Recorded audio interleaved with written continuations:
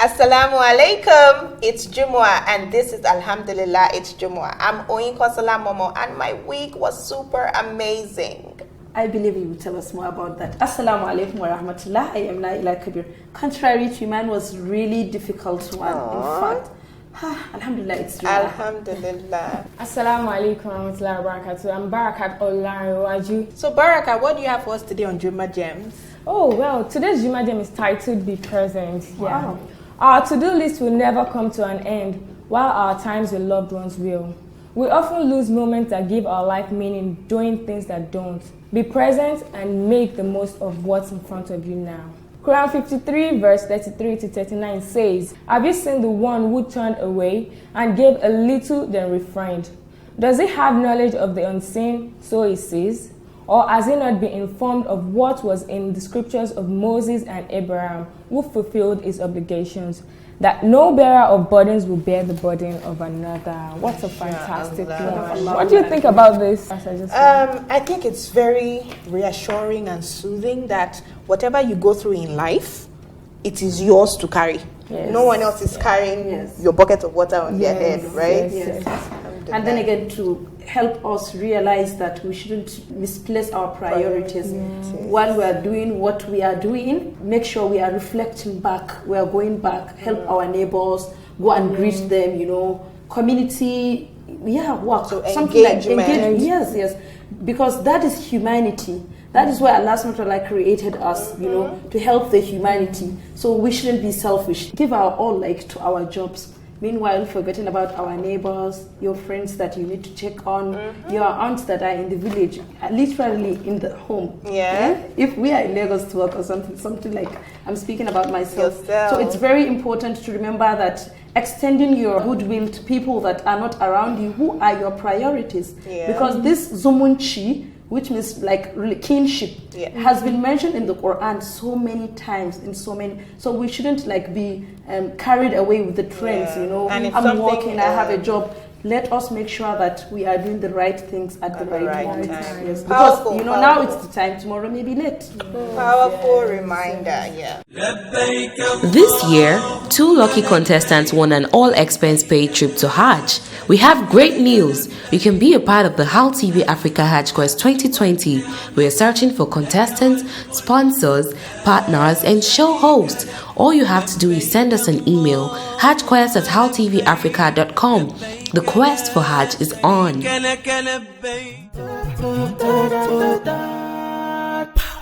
Welcome back. Now it's time to meet our guest. She's an integrative mind and mental health coach. She's the founder of She Writes Woman and just recently Safe Place Nigeria. Hauwa Ojeifo. Alhamdulillah. Thank you for having me. Thank you so much. Amazing introduction, by the way. Okay, what's our topic for today? What are we hitting her with? The topic for today is the very normal, thing. It's very okay to feel sad. Yeah. It's very okay to fall into depression, kind of. The question here is, when you feel sad or when you are depressed, does that mean that you are losing your connection to Allah, or does that mean that Allah does not like you or love you? Barakah, so how can you coach us, to motivate us to take it as a real thing, to get back, bounce back? I would say everything happens according to the plan of Allah. It is only natural for us to face trials and tribulation at some point in our life, but everything happens according to the plan of Allah. Yes. And we as human, we deal with it differently. So that brings us back to the topic, why am I sad? Is it that I'm not close enough to Allah? What's really making me sad, and how can I, overcome it and find a solution? Yes. And I must chip in quickly that this is very specific to Muslims, because we believe that once there is Allah, sadness doesn't exist, right? So taking it from that angle now, if you just tell someone, oh, something happened, they'll just say, Inna lillahi wa inna ilayhi raji'un. Don't be sad. So what's your take on that? Yeah, it's nice to say don't be sad, but sadness is a natural emotion. Okay. You have to feel sad at certain times in your life. You cannot be a human being and not feel emotions. And it's on the spectrum of emotions that sadness will occur. I mean, we cannot now suddenly create like this whole box where we say, okay, we're Muslim, so we're, you know, exactly, we now shut down all those other emotions, because sometimes you need sadness in order for you to process other emotions and to process things that are happening in your life. You know, so I mean, it's also very important that we even look at the life of the Prophet sallallahu alaihi wasallam. I mean, there were times he was deeply sad about certain events. So I don't think all of a sudden we should now be like, oh yeah, because I'm a Muslim, then all of a sudden I shouldn't. So I think just going fine. Absolutely. I think that was why Surah Duha was revealed. When Prophet Muhammad felt as if that connection, you know, the revelations stopped for some reason, then Prophet was kind of like sad, as in, you know, asking himself what is happening there.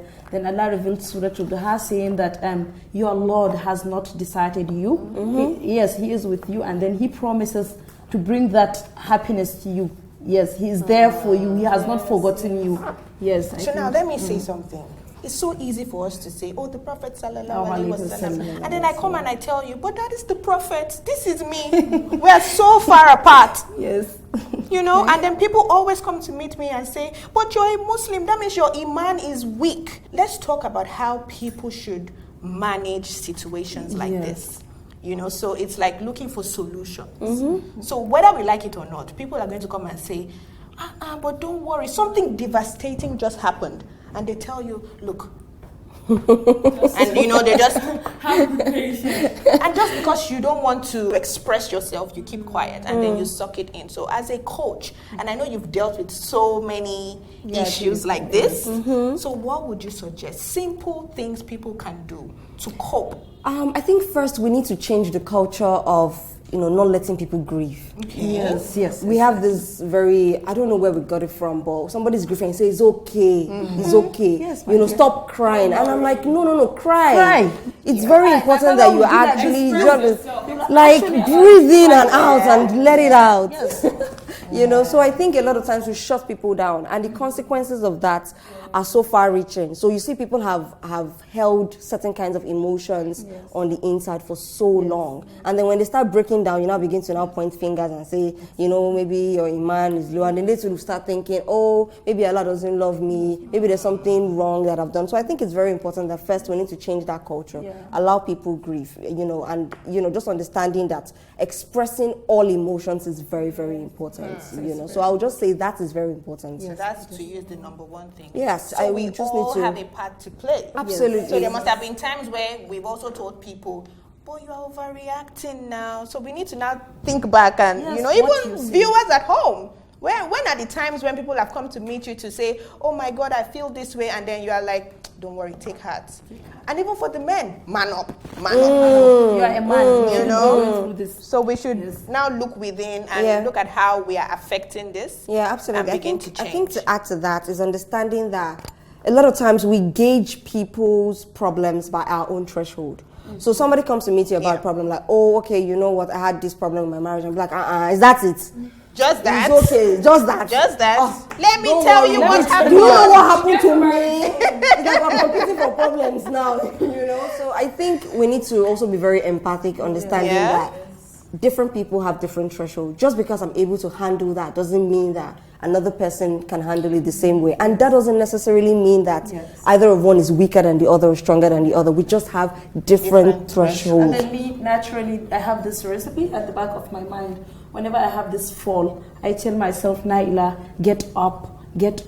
It's only for the moment, you know. And then remember, always try, Naila, remember that in every disappointment, there is a blessing. That is how I move on. So you push yourself, yes. But I will grieve, actually. I mean, after grieving, this is the next step. This is my constant recipe. This is what I keep reminding myself of. And it's fantastic. Yes, it's positive working for me. self-talk. Talking about being sad, a lot of people are suffering from one or two illnesses, and for example, depression, or probably they are addicted to drugs or something. How can they tackle these diseases, these illnesses rather, and reach their full potential in life? So I think it's very important that we don't just wing a lot of these things, you know, because if we understand that they are actually like mental disorders or they are a state of ill mental health, it's very important. You don't just just try, be strong, you know, just get up in the morning, because that is the illness. The fact that you can't get up in the morning, the fact that you can't carry out mundane daily activities, you know. So I think it's very important that you seek help.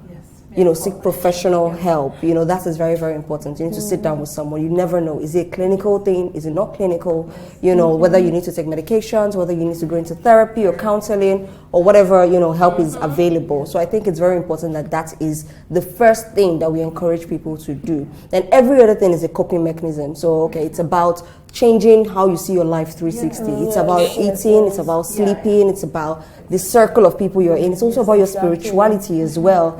You know, so we should also emphasize that as well, because a lot of times we think that, okay, so it's not about spirituality or religion, but the truth is it also has a very, very strong role to play when you are actually recovering or when you're getting back to, you know, your fullest self. So it's not particularly that, you know, you haven't been praying well or you're not close to Allah or anything. And that's it. A lot of people talk about, you know, you going to pray if you are, you know, facing one or two, you know, illnesses, or you're battling with depression or anxiety or something. Some people tend to tell you, maybe you should just go and pray and just pray about it. What do you think about that? Is this still like, you know, around the circle of solution? How can we actually, you know, tackle these issues?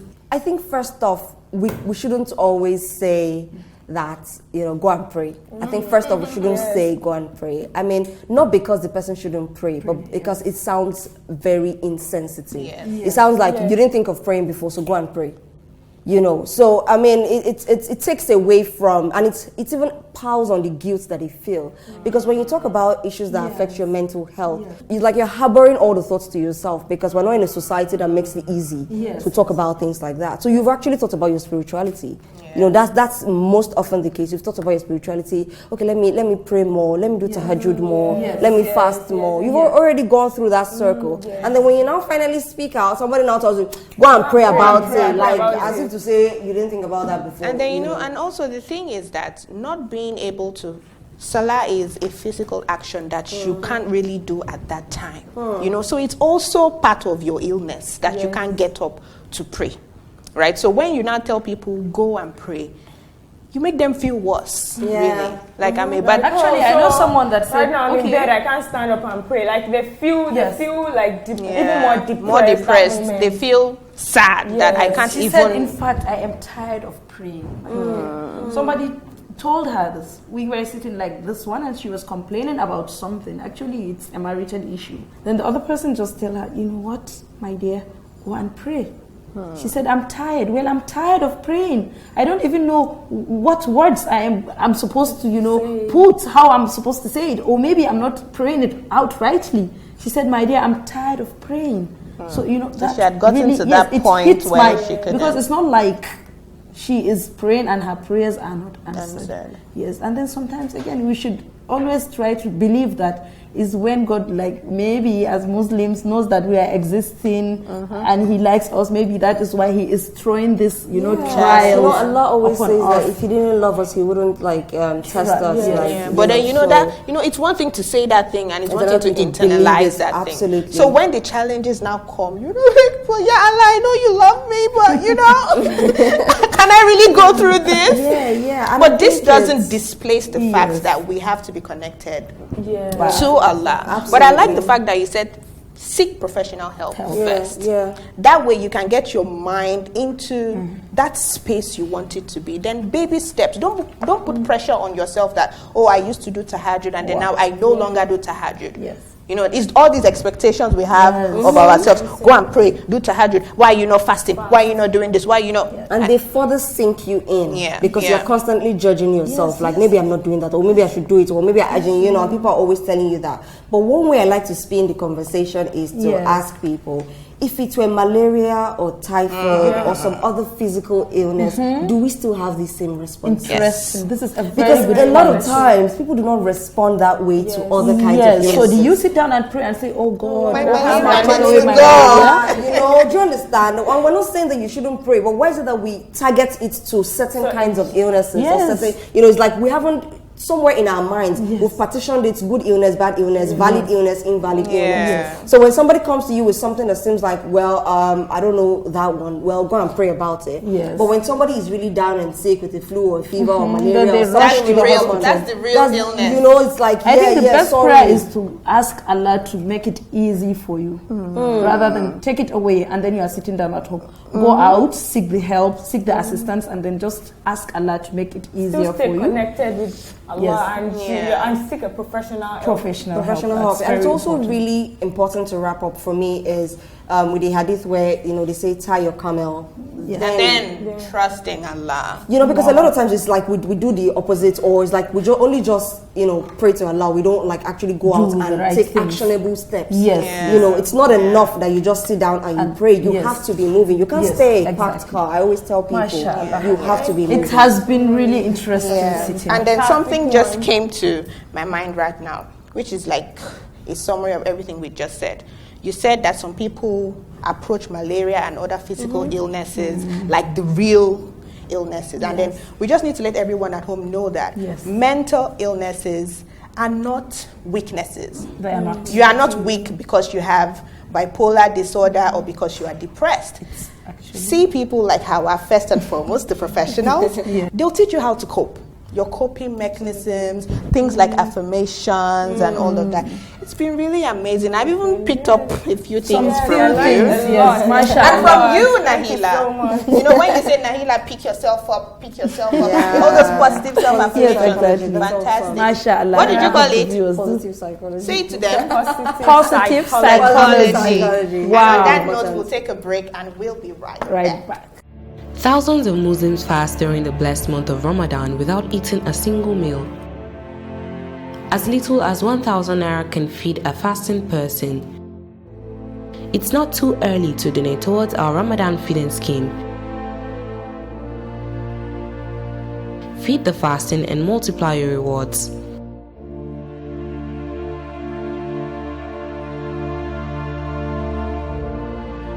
Brought to you by the Hal TV Dawa Initiative.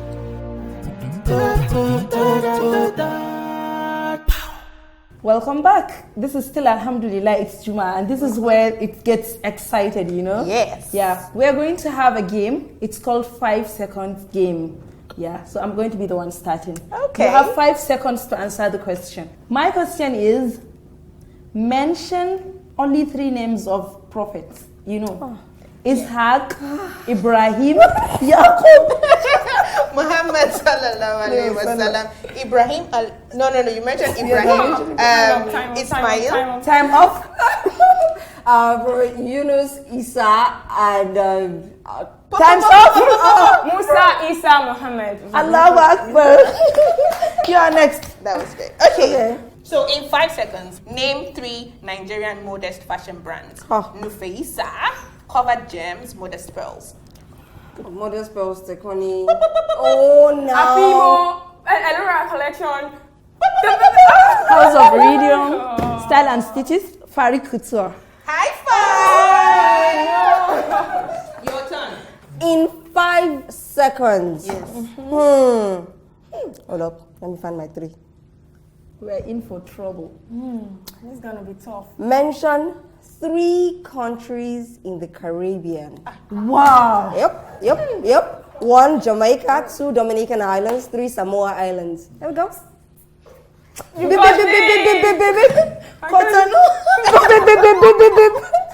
really don't. Yes. But I hope you are correct. Look at you. I know. Okay. Oh my God. Barakah's turn. In 5 seconds, name 3 flowers: sunflowers, lily, hibiscus. Lavender, pink. Time off. Desert rose. Rose gongon itself. Time up. Hibiscus. She already said hibiscus. I said hibiscus already. Oh, wow, yeah, bye-bye. Black petals. The last question, in 5 seconds, name 3 states or capital in Nigeria. Lagos, Nasarawa, Yobe. Maiduguri, Bauchi, Gombe. Ogun, Abeokuta, Katsina. Kano, Kebbi, Sokoto. And I don't know what to say. And She took my Katsina. That was why I gave her the eye. Don't worry. On this note, it's time to say assalamu alaikum and goodbye. We hope you've enjoyed watching today's episode of AIJ. You can join the conversation online by following us on Facebook, Instagram, and Twitter at HAL TV Africa. Don't forget to subscribe to our YouTube page for more soul-inspiring content. Oh, oh, oh, oh, oh, oh, oh, oh.